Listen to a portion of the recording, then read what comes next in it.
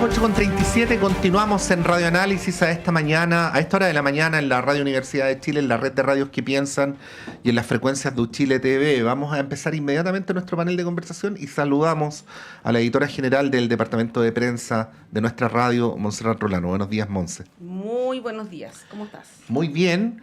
Y saludamos al señor de las poleras, al secretario general de la CUT, Eric Campos, que siempre viene con poleras que dicen algo, ¿no? Pero es que calzan, te juro que no fue mi intención, Sí, y ya viene con la de Recabarren. Sí, la vez anterior vino con una del poeta Miguel Hernández, ahora con una de Luis Emilio Recabarren. Sí, que se cumplen 100 años de su partida física. Exactamente, hace poquito, el 19 de diciembre. 19 de diciembre, así es. Y está por llegar el jefe de bancada de los diputados socialistas, Daniel Melo, que por supuesto se va a sumar a esta conversación y con, no solamente como comentarista, sino como protagonista. Algunos de los temas que hemos elegido esta mañana, Monse, atañen directamente a la bancada socialista en la Cámara.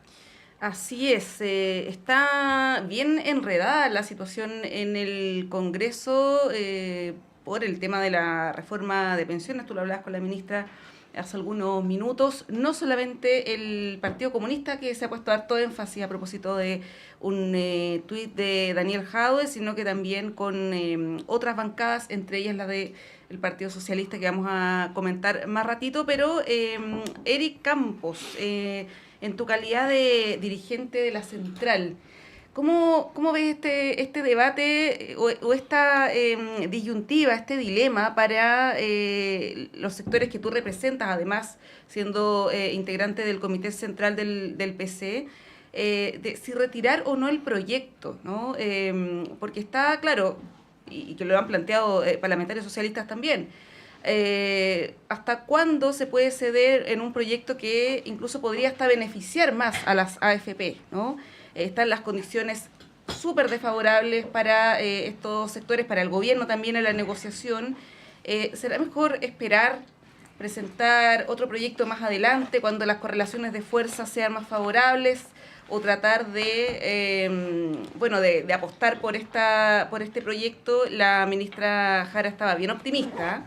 Ella en general es optimista respecto a este proyecto, pero bueno, ¿cómo se ve desde esta, podríamos decir, doble militancia, ¿no?, de la CUT y también como integrante del PS? Sí,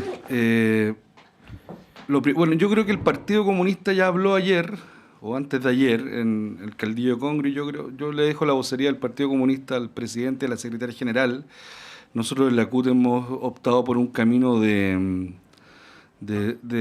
mirar un proceso de negociación donde lo primero que hay que decir es que nosotros no somos parte. O sea, este es un proceso de negociación en el Parlamento que, dada la complejidad de la reforma, requiere mucha precisión en los acuerdos, en las posiciones, pero sí somos claros en decir que una reforma que no termine con las AFP es una reforma que no nos va a conformar.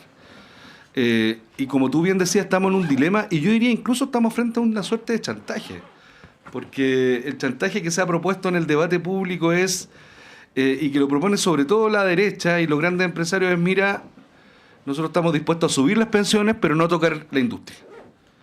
Y la verdad es que nosotros, como fuerza sindical, como central, no podemos estar en contra que a la gente le suban las pensiones, pero distinto es que hagamos nuestra evaluación política a partir solo de ese cambio. Yo creo que hay que esperar. El camino de retirar el proyecto, yo creo que es mejor que a la gente, a la ciudadanía, al pueblo, a los trabajadores se les muestre cuáles son los resultados de esta negociación para poder evaluar. Y yo creo que para evaluar hay 4 parámetros, ¿no? Primero, si se le mete mano o no a la industria en esta reforma. La ministra Jara dijo que sí. Bueno, pero vamos a ver cómo queda, porque también puede ser que se fraccione una industria donde las mismas AFP luego se transforman en más de una empresa, y eso es más o menos lo mismo. Hay que ver cuánto espacio hay para que se incorpore el Estado en esa institucionalidad, ya sea a través del Banco del Estado, del IPS. No, como te decía, esta es una negociación que no conocemos. Yo creo que evidentemente un parámetro de evaluación es si van a subir o no las pensiones y en cuánto tiempo. Y para los actuales, yo creo que aquí la urgencia es de los actuales y de las actuales pensionadas. Me parece que lo de la institucionalidad pública ya lo señalé, y me parece que lo fundamental es cuánto se le puede incorporar a este sistema de solidaridad? Queda más o menos claro, más allá de la propaganda de la AFP, que ha sido escandalosa, ¿no? Digo, no solo por el contenido, sino que escandaloso que al final del día, más allá del tecnicismo de la derecha de decir la plata de los trabajadores o no, lo cierto es que la plata que ellos utilizan para realizar esta campaña de difusión que les permite a ellos fortalecerse como industria es plata que sacan de los bolsillos de los trabajadores a partir de la propia de las comisiones que nos cobran, ¿no? Sí, ahora Eric, bien breve para darle la palabra Sí. al diputado Melo, a quien aprovechamos de saludar. Bienvenido, diputado Daniel Melo. Obviamente el rol de la CUT es marcar sus posiciones con firmeza, ¿no? Pero tú tienes claro que las condiciones para la negociación son adversas. Absolutamente. Mira, nosotros... O sea, ahí te pregunto, bien directo, ¿cómo ves la relación en esta discusión, no en el éter, ¿no? Entre principios y realismo? No, yo creo, primero, que tenemos un problema de información. Para ser concreto, no conocemos el detalle de la negociación. La ministra lo reconoció, ¿ah? Se nos ha dicho que avanzan, que retroceden, pero no sabemos en qué parámetros. Es que no se han presentado las indicaciones todavía. Sí. Entonces, yo prefiero esperar cuáles son esas indicaciones que den cuenta de ese acuerdo y ser claros en una posición.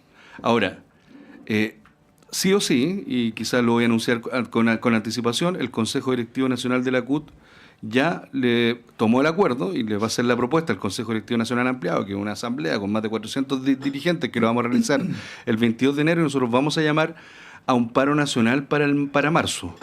No solo por el tema de las bajas pensiones, sino también por los incumplimientos del gobierno en materia, por ejemplo, de envío del proyecto de negociación ramal. El acuerdo era enviarlo el 31 de diciembre, hasta donde me da el calendario eso ya pasó, y por lo tanto nosotros vamos a poner el debate, si esto se corre para marzo, como también está el peligro que se corra el debate de las pensiones, evidentemente va a ser parte de nuestro llamado al paro nacional. Sí, la ministra confirmó que va sí o sí el proyecto, pero están esperando despejar el tema de las pensiones. Diputado Daniel Melo, bienvenido, buenos días, feliz año. Buen día, bueno, feliz año, saludar a Eric y a la CUT también desde acá, a Patricio Monse y a todos los auditores y auditoras de Radio Universidad de Chile. Que sea un año 2025 de solo cosas buenas. Ojalá, y ojalá que también tengamos nueva reforma de pensiones.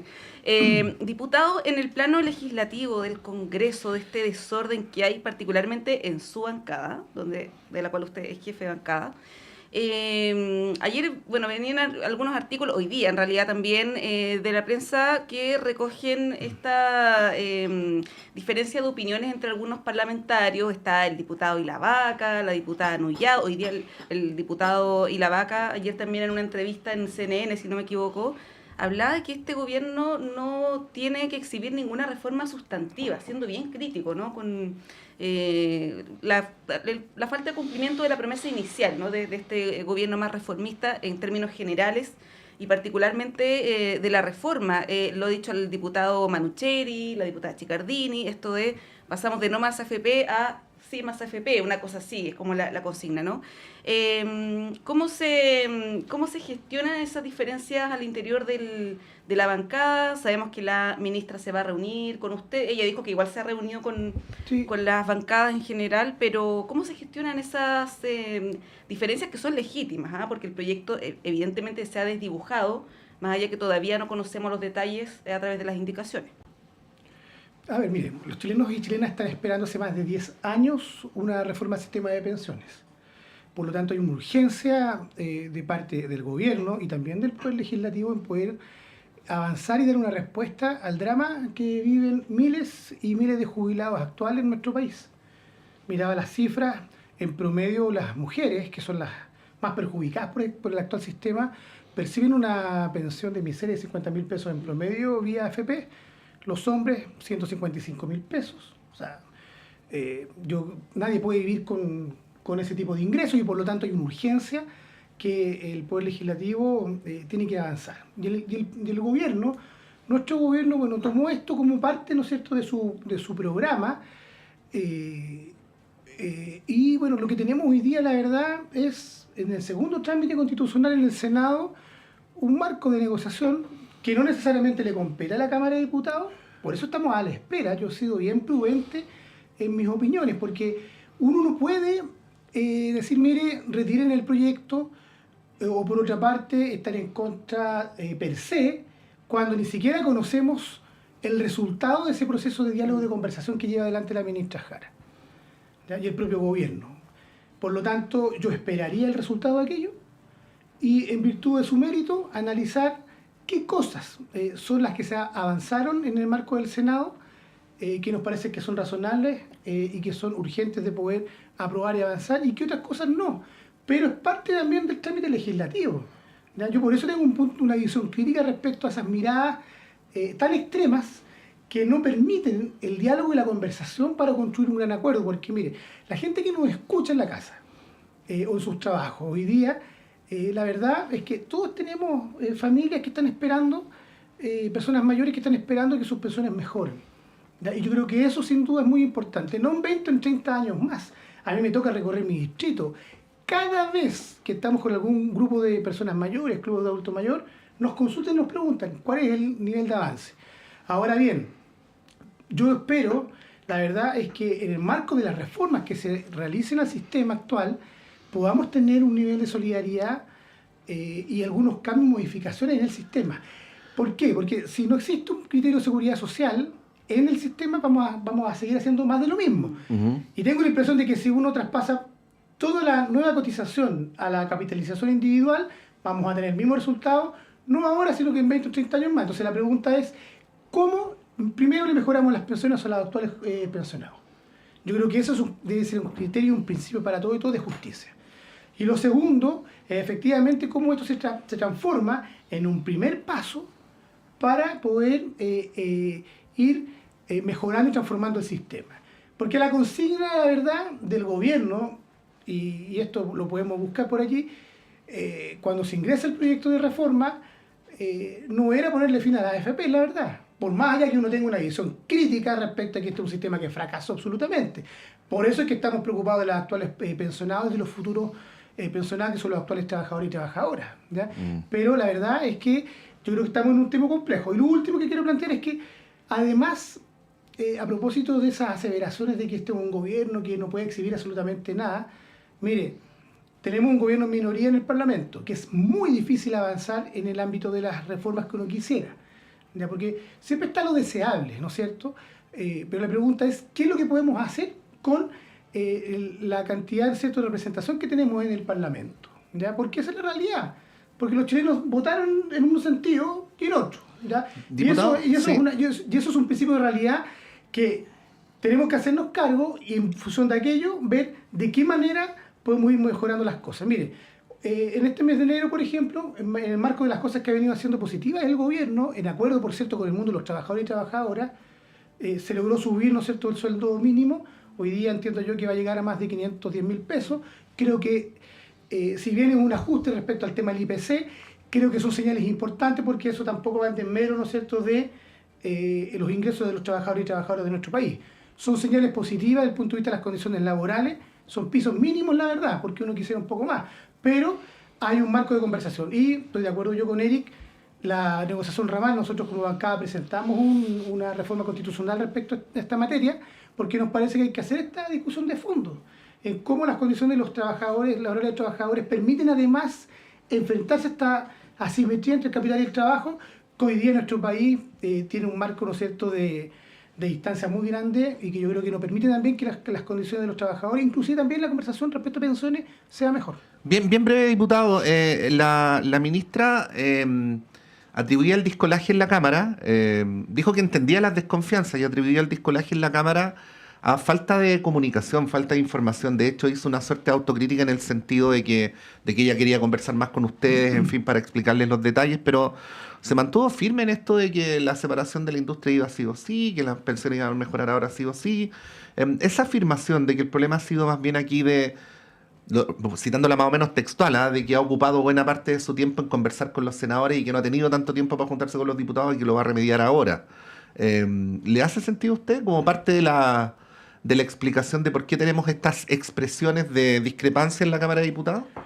Mire, yo creo que las posiciones extremas no permiten el diálogo y la conversación, porque el Partido Republicano también está en contra de todo, pues, ¿no es cierto? Por otras razones, yo me imagino, para poder mantener la industria como está, pero las posiciones extremas desde el punto de vista de la centroizquierda, el mundo de la izquierda, tampoco te permite que las cosas cambien. Entonces, al final del día, los mayores perjudicados son los actuales jubilados que no van a ver mejoras en sus pensiones, y por otra parte, los favorecidos es la industria de la AFP, porque no va a haber ningún tipo de cambio ni transformación al sistema. Entonces, nosotros nos vamos a reunir con la ministra Jara el próximo martes. Yo tengo una conversación muy fluida con ella, la verdad. ¿Ya? Y también ella con la bancada socialista. Pasa cotidianamente, conversamos. ¿Ya? Y yo espero que ella nos pueda informar específicamente en los avances, ¿no es cierto?, del proceso que va en el Senado. Porque no está en la Cámara el proyecto. ¿Ya? El proyecto está en el segundo trámite constitucional en el Senado. No olvidemos, Patricio, que cuando pasó por el primer trámite por la Cámara, perdimos incluso la relación de 3-3, ¿no es cierto? Los 3 puntos... Quedó como un cascarón nomás. Quedó el cascarón de la reforma. Entonces, hay un esfuerzo grande que está haciendo el gobierno para reponer determinadas cosas que nos parecen importantes, y esperemos, ojalá, que en el marco de esa conversación, de ese diálogo, permita poder avanzar. Porque, mire, yo le aseguro que nadie en el Partido Socialista está a favor de mantener el actual sistema de AFPs. El punto es cómo se cambia en el marco, ¿no es cierto?, de la correlación de fuerzas que tenemos en el Congreso, y cómo también van a haber algunas materias, a propósito de las elecciones presidenciales y parlamentarias de este año, que van a ser también parte, ¿no es cierto?, del debate y de la contienda política en el próximo gobierno y en el próximo periodo legislativo. ¿Ya? Porque estas son materias que, la verdad, que yo me imagino que muchas de estas van a quedar abiertas, ¿no es cierto?, y es parte también de la democracia poder ir mejorando el sistema. Porque, mire, nosotros aspiramos a tener un sistema de seguridad social. Actualmente no lo tenemos eso.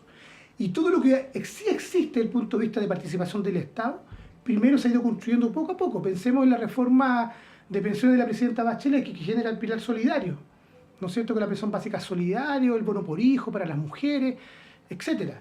Después vino el presidente Piñera, más allá de que uno comparta no el color político de esa tienda, pero el presidente Piñera, sobre la base de lo que hizo la presidenta Bachelet, mejora, ¿no es cierto?, la pensión garantizada universal, ¿no es cierto? Y hoy día le toca al gobierno, quizás al actual sistema, incorporarle un ámbito de seguridad social, más cotización, ¿no es cierto? Yo espero, al igual que lo está planteando la CUT, que podamos mirar el tema de la separación de la industria, ¿no es cierto?, y otras materias, siempre con un principio de justicia, porque yo creo que el tema de la justicia social en esto es muy importante, y los temas de discriminación, además, que viven las mujeres que tienen actualmente pensiones que son indignas. Eric, bueno, el tema de subir las pensiones ahora, que se hace harto énfasis transversalmente, lo decía la ministra, lo dice también el diputado. Hay como 2 fórmulas, ¿no? Si hay alguna otra me la pueden también plantear, pero una que es a través de la PGU, de subir la PGU con impuestos generales, que es lo que está proponiendo la derecha, ¿no? Que para aumentar las pensiones actuales tiene que ser a través de la PGU, lo que es paradójico porque desde ese mismo sector se han opuesto a una reforma fiscal impositiva, y también son los que plantean que el gasto público es excesivo, que el Estado debiera disminuir, por lo tanto aumentar el gasto público para subsidiar de alguna manera las pensiones bajas de la AFP parece un contrasentido, ¿no? Y quizás no es muy coherente con el discurso. Y por otro lado está el tema del reparto, solidaridad, ahorro colectivo, como le queramos llamar, que es la fórmula que se aplica en muchos países del mundo. O sea, Estados Unidos tiene un sistema de reparto, digamos. En Europa existe mucho.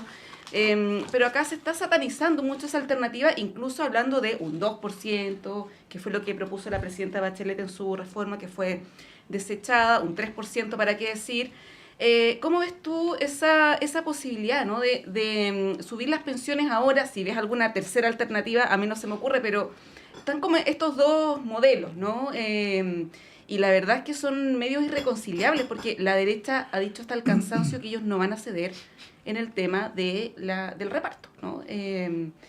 Y tampoco hay plata para aumentar la PGU a, no sé, 400.000 pesos, estoy inventando, ¿no? ¿Cómo ves ese... Sí, bueno, ese dilema también, ¿no? Sí, o sea, yo creo que la derecha se está pisando la cola, porque evidentemente ha venido construyendo un discurso muy de moda vinculado a la ultraderecha, mileísta, que debe achicar el Estado, que el Estado es el terror del crecimiento, y ponen en contraposición al Estado la justicia social por un lado y por otro lado, por un lado la justicia social y por otro lado al Estado.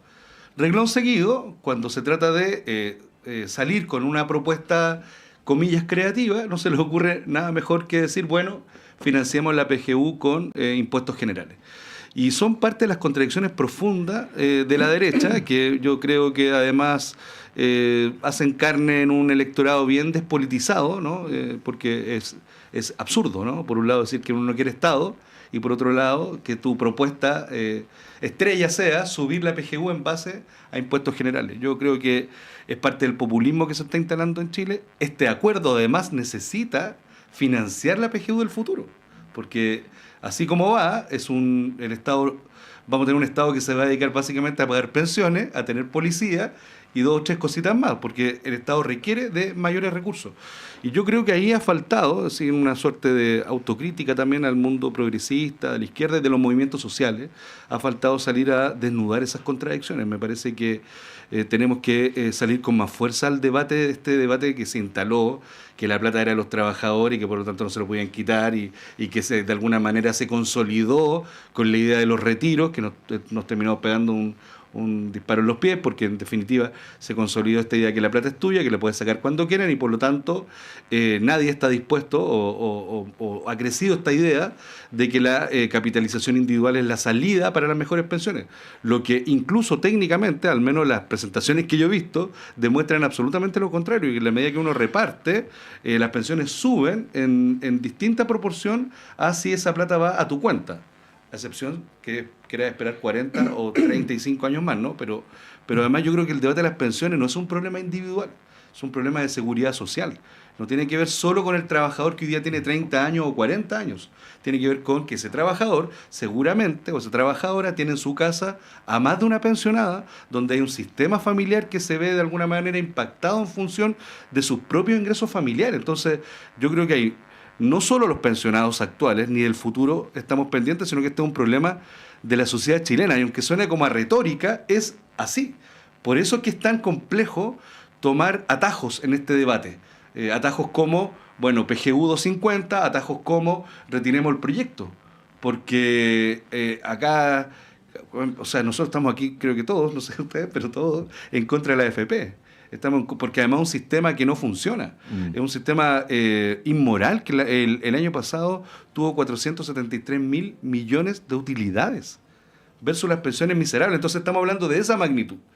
Y en función de esa magnitud y de ese problema tenemos una derecha populista, irresponsable, y que creo yo no hemos sido capaces de combatir, por decirlo de alguna manera bien clara. Uh-huh. Según el ministro Marcel, porque esto es una conversación a propósito de cómo financiar la PGU, él lo que planteaba es que el proyecto de ley de cumplimiento tributario, que ya fue aprobado, está promulgado, una vez en régimen, debiera permitir financiar el aumento de la PGU, pero para aquello se requiere avanzar en la reforma que se está discutiendo en segundo trámite en el Senado. Sin ley no va a haber aumento de la PGU, entonces, porque van enlazados. Porque aquí lo serio es que si vamos a aumentar la PGU, sea en el contexto de un cambio, una transformación del sistema en su conjunto, pero además teniendo financiamiento que sea permanente, ¿ya? Porque eso es lo que hace un país serio y un gobierno serio, ¿ya? No olvidemos que el presidente Piñera esta cosa la dejó promulgada y después tuvimos que hacernos cargo en el primer año del gobierno del presidente Boric para darle financiamiento permanente a una política pública que es muy importante para los chilenos y chilenas. Sí, pues bueno, las pensiones deberían alcanzar, pero es que esto es una obviedad que se nos olvida para tener una vida digna, ¿no? Yo no quiero pegarle en el suelo a la diputada Sandón ni nada por el estilo, pero cuando ella decía de manera muy transparente el otro día en una entrevista que no es que las pensiones alcancen para que la gente pueda salir de vacaciones, es que deberían alcanzar para que la gente salga de vacaciones, es una pensión, digamos.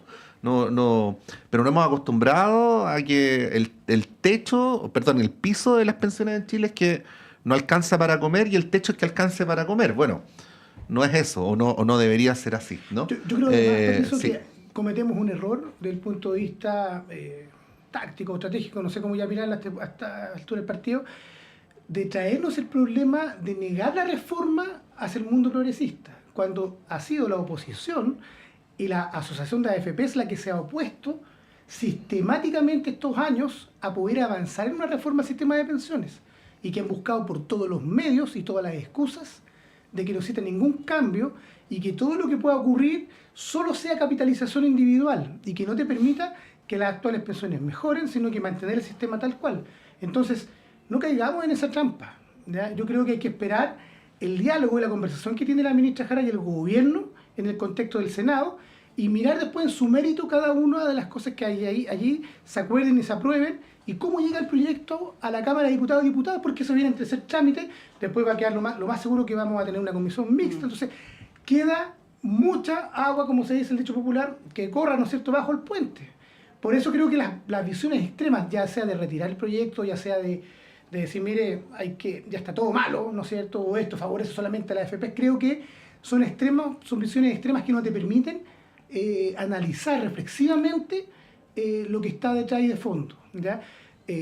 Así que yo al menos como jefe de bancada de la bancada socialista, más allá de las críticas que pueden haber internas, porque me parecen que son legítimas, porque es parte del diálogo político en democracia, creo que hay que esperar qué es lo que ocurre en el Senado y en su mérito analizar y poder pensar siempre en lo mejor para los chilenos y chilenas. Yo creo que ese es el foco central. Sí, bueno, tenemos que irnos a una pausa. A la vuelta podemos retomar este tema y otros que están estrechamente vinculados, como el debate respecto del salario mínimo. Se anunció hace algunos días y generó algunas críticas también de la oposición esta alza, que no es muy significativa. Y está vinculada directamente con el debate previsional, ¿no? Porque evidentemente si uno ahorra poco porque tiene un sueldo bajo, su pensión tampoco va a ser muy significativa, ¿no? Además de todos los problemas que trae el sistema de capitalización individual en sí mismo. Les propongo que comentemos un poco de esto a la vuelta, aprovechando también la presencia aquí de Eric, que son las 9:04, hacemos un breve corte y volvemos en unos minutos.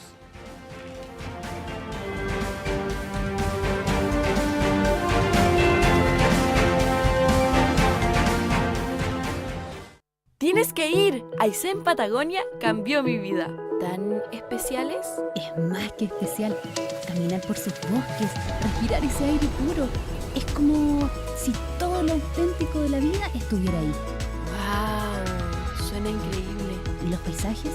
Impresionantes. Te llenan el alma. Es imposible no conectar contigo misma. Alarga tu verano. Desconéctate y vive Aysén Patagonia. Invita Cernatura Aysén, Gobierno Regional de Aysén, Gobierno de Chile.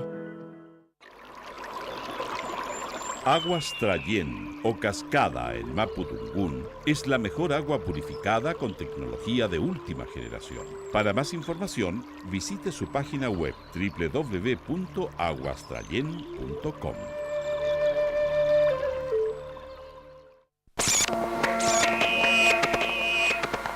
Perdidos en el espacio.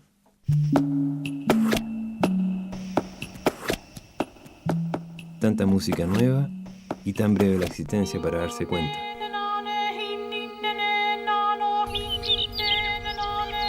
Perdidos en el espacio. Lunes, 22 horas. Radio Universidad de Chile los invita a escuchar todos los viernes a las 17 horas Construyendo Comunidad Universitaria, un programa realizado por la Asociación Nacional de Académicos y Académicas de la Universidad de Chile, ACAUCH.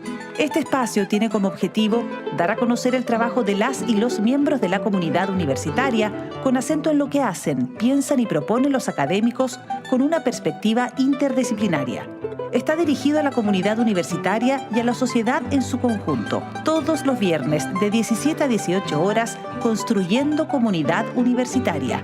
Conducen dirigentes y dirigentas de ACAUCH en el 102.5 FM y radio.uchile.cl.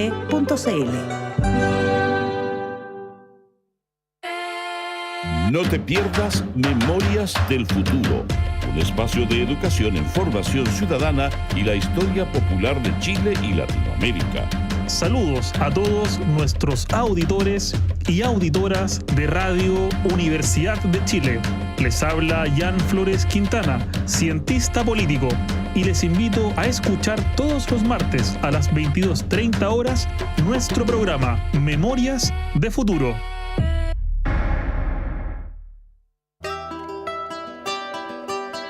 Radio Universidad de Chile te invita a escuchar cada miércoles a las 16 horas Rocadictos.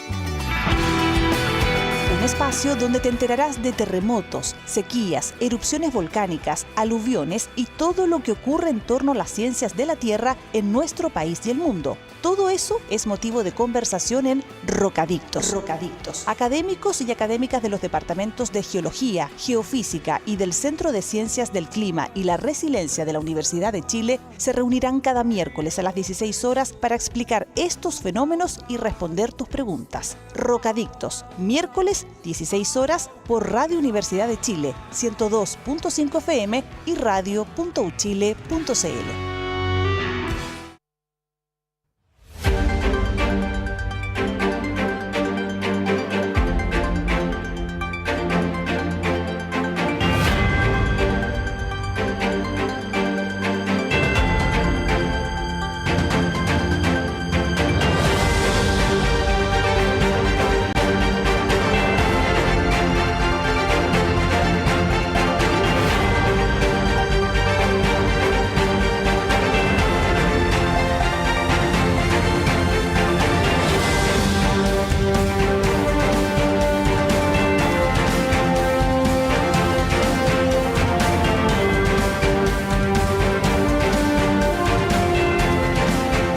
Son las 9:08, continuamos en Radio Análisis con Montserrat Rolano, con el diputado Daniel Melo y con Eric Campos, secretario general de la CUT. Estamos hablando de un sistema, ¿no? Estamos hablando de una dinámica. Montserrat lo decía muy bien antes de la pausa, no se puede tener ahorro si tenemos sueldos bajos. Hay que ver cómo se sale de esto, pero es difícil, hay una acumulación de poder, o hay asimetrías de poder, ¿no?, al interior del mundo del trabajo, que yo creo que ayudan en buena parte a entender esto, aunque no siempre se menciona de manera explícita. Y lo quiero vincular con el tema del sueldo mínimo, porque vaya que ha sido un avance el de llegar a un sueldo mínimo de 500.000 pesos, que con el reajuste por IPC y además por los tramos vuelve a subir. Pero estamos hablando de 510.000 pesos, ¿no? Eso es bruto. Es bruto, y eso obviamente da un sueldo líquido de un poquito más de 400, ¿no? Bueno, ahí quería preguntarles cómo lo ven, porque fíjense que si uno hace una revisión rápida por los medios de comunicación, en fin, qué bueno, volvió a subir el sueldo mínimo, está por sobre los 500, y no le quiero quitar ningún mérito a este gobierno, porque da un salto importante en la materia, ¿no? Pero también tratemos de ver dónde estamos, ¿no? ¿Qué se hace con 410.000 pesos líquidos al mes, con un Transantiago que oscila, o bueno, va cambiando en el metro dependiendo de la hora del día, pero en torno a los 800 pesos, 900 pesos, kilo de pan más de 2.000 pesos y así sucesivamente? Bueno, Eric. Mira, yo creo que el debate del salario mínimo es un debate bien interesante porque permite hablar de salarios en Chile. Hablamos poco de salarios en Chile, y creo que a veces nos escandalizamos. No sé si les llama la atención cuando salen estos estudios de la mediana de los trabajadores chilenos gana, o sea, cuando uno va a la mediana, 570.000 pesos brutos, 500, hay varios estudios, ¿no? También hay otro de la Fundación Sol que dice que en hombres 500.000 pesos líquidos y en mujeres 450. La pregunta es, ¿cómo los chilenos y las chilenas y quienes viven en este país están desarrollando su vida cotidiana con tan bajos salarios? Yo creo que esa es la... endeudamiento. Y con endeudamiento, así es, con endeudamiento. Y con la bicicleta. Con la bicicleta. Y el debate salarial, por lo tanto, trasciende solo el 1.000.000 de personas que gana el salario mínimo, 900 y algo. Seguramente el próximo año vamos a estar en el 1.000.000 de personas, pero además porque el debate del salario mínimo apalanca otros salarios. O sea, cuando tú ganas 540, 560, el empleador dice, bueno, subió el salario mínimo, tengo que subir también. Entonces tiene una trascendencia que supera solo este grupo de personas, que es la crítica que nos hacen siempre en la CUT. ¿Por qué ustedes debaten el salario mínimo solamente y no se preocupan del resto de las personas? ¿Qué creo yo que se ha instalado y tenemos que instalar con más fuerza? Primero, que un salario mínimo tiene que diferenciarse de una propuesta que nosotros tenemos, que además es muy actual, aunque el concepto es muy antiguo, pero muy actual, es parte del debate de la OIT, incluso de la Asamblea General del año pasado, que es el del salario vital. ¿Se acuerdan que antes hablábamos de salario vital? Bueno, esto lo habló Adam Smith, lo habló el León XIII, y antes se pagaban deudas en salario vital, pero el salario vital ha adquirido una conceptualización que dice relación con la suficiencia y no con lo mínimo, porque lo mínimo es lo que te obliga el Estado a un empleador para pagarle a los trabajadores. Y yo te aseguro que si no existiera ley de salario mínimo, pagarían menos que eso. Pero por supuesto. Menos que eso. Entonces yo creo que es un debate muy importante. Me parece que tenemos que avanzar en la línea de, a propósito de cómo vamos logrando ganar, ¿no? Y yo creo que tenemos que avanzar en la línea de reducir la brecha entre salario mínimo y salario vital. Hay cálculo, de hecho la Dirección del Trabajo va a sacar una revista la próxima semana y va a establecer un cálculo respecto de ese salario vital. Por lo pronto, un salario vital debiera estar por sobre la línea de la pobreza, ¿no? Una línea de pobreza está más o menos en 680 lucas para una familia de 4 personas, que claro, puede ser la metodología, pero sigue siendo poco. Pero bueno, es una metodología que al menos permite establecer parámetros técnicos para este debate que es profundamente político. O sea, al final del día, y con esto termino, es cómo se reparte la torta. ¿Sí? O sea, para qué vamos a hablar de la plusvalía, de la tasa de ganancia, pero es cómo se reparte la torta en Chile, y se reparte tremendamente, de manera muy desigual. 180.000 líquidos, ¿no? Cuando hablamos de la... Sí, claro. Bueno, estos fueron parte de los temas que motivaron también el estallido social hace algunos años. Se nos olvida, ¿eh? Pasado... ¿Cuál estallido social? Claro. Diputado Daniel Melo. Sí, bueno, yo comparto la reflexión que hace Eric. Además, las sociedades modernas, el debate respecto al ingreso vital o salario vital es parte de la agenda que actualmente se están discutiendo. Y pareciera que cuando en nuestro país uno hace este tipo de argumentación, al igual que otro tipo de cambio, de reformas, se satanizan, la verdad. Pero creo que es el meollo del asunto, porque la relación entre el capital y el trabajo, sobre todo en la sociedad chilena, son de tal asimetría y de tanta distancia y diferencia, que eso, en el ámbito de los ingresos o del salario, pero también desde el punto de vista de la redistribución de la riqueza, impactan profundamente. Por lo tanto, yo tengo la impresión de que en lo próximo uno debiera acompañar este debate desde el punto de vista de la política, porque ¿cuál es el problema de fondo? A propósito del estallido social y el del malestar que está instalado en la sociedad chilena, que quizás hoy día está en un estado de latencia, ¿no es cierto?, producto de todo lo que hemos vivido, pero se vive de manera muy cotidiana, ¿ya? Toda la exclusión, la marginación, es que se requiere sin duda un debate de fondo respecto a estas materias. Yo por eso celebro lo que planteó el gobierno a un inicio, ¿ya? Porque esta es una reforma que se planteó al inicio del gobierno, de poder ir equiparando un poco la cancha, ¿no es cierto?, en un acuerdo además de conversación con la CUT, ¿no es cierto? Tengo la impresión de que acá falta un actor, que es el mundo de los empresarios, ¿ya? Me tocó estar en un debate hace un par de semanas atrás a propósito de los temas de transición ecológica justa, que incorporan también el mundo del trabajo, a propósito de cómo se cambia la matriz productiva del país y cuál es el rol de los trabajadores allí también, y el cuidado del medio ambiente, bueno, etcétera. Y tengo la impresión de que el empresariado chileno hoy día adolece de un proyecto de sociedad, un proyecto de modernidad. Y adolece porque pretende seguir acumulando riqueza de la misma manera que lo ha hecho en los últimos 30, 40 años. Y el país, si sigue esa misma lógica, no va ni a crecer más, ¿ya? Ni va a generar justicia. Y por lo tanto se requiere un actor que es el mundo privado para hacer la conversación de fondo, ya respecto al tema de las condiciones laborales. También se requiere mayor unidad también en el mundo del trabajo. Yo creo que eso también es vital.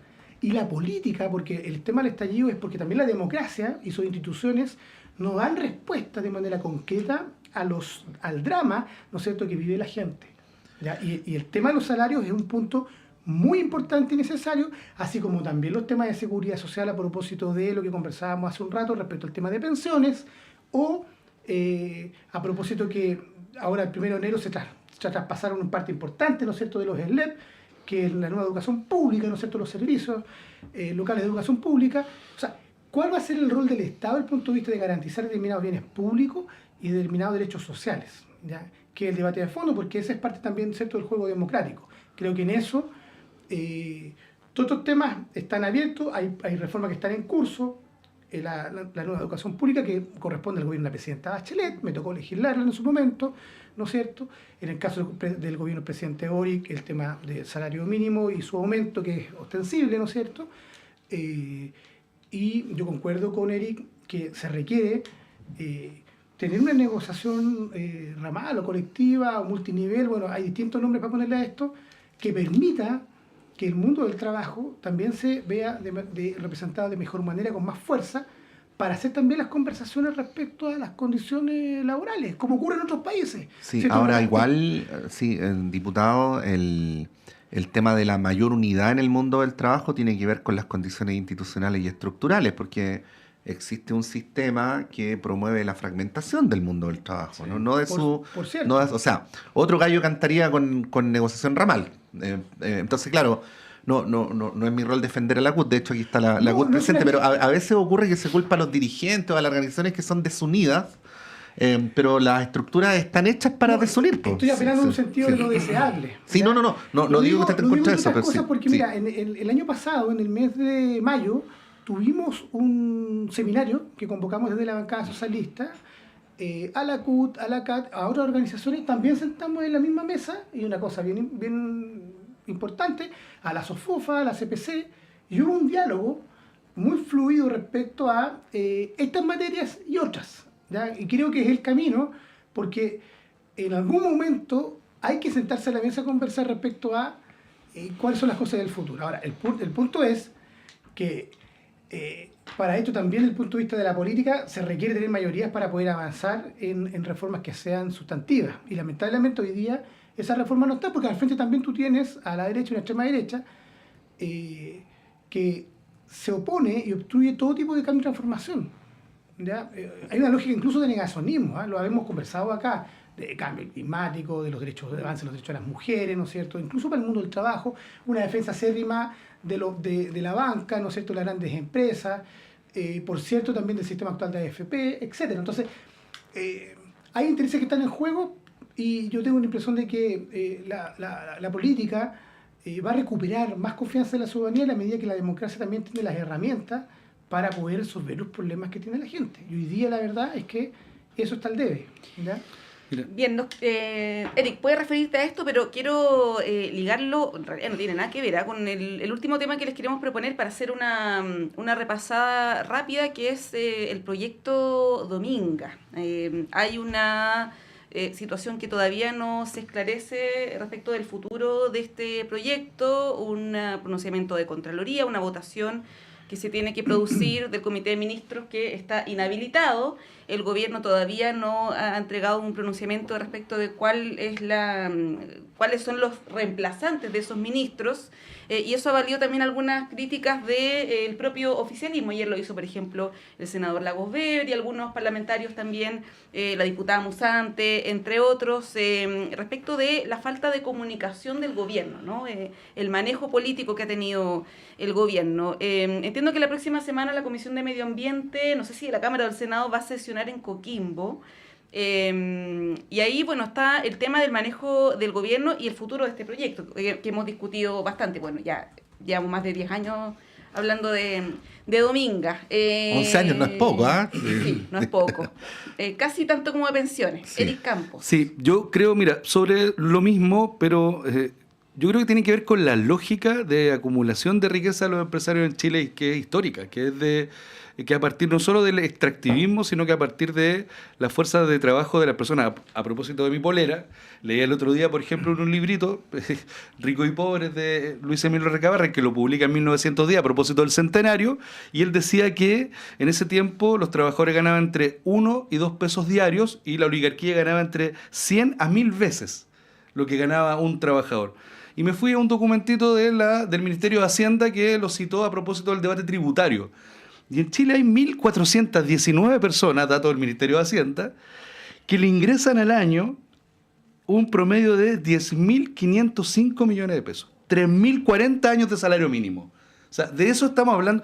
Por eso el debate del salario mínimo no es un debate técnico solamente o de crecimiento, es un debate político, de cómo quieres repartir la torta en función de ingreso y de poder.